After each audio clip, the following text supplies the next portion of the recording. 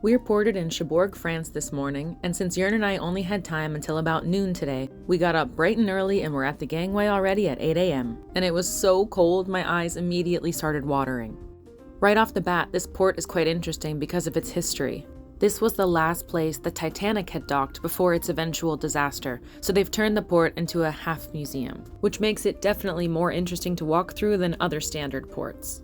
We'd actually been counting down the days until this stop because Jörn has gym shoes with no soles and dress pants with holes in the middle, but neither of us had thought to check which day of the week we'd be here, so when we got to the mall we planned to visit, we realized it was Sunday, which meant everything was closed. But lucky for me, this grocery store was open for 4 hours today, so I was able to restock on my honey, and we got a couple Belgian waffles.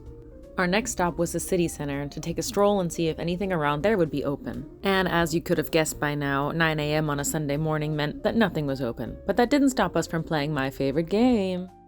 And just as we were about to give up hope on finding a French breakfast, the famous yellow arches were there to save the day. And you'll never guess which one of us was happy about that. To be fair, there are different menu items in different countries, so it can be sort of a cultural experience. Plus, Jörn got to play hero when they forgot 2 of our items.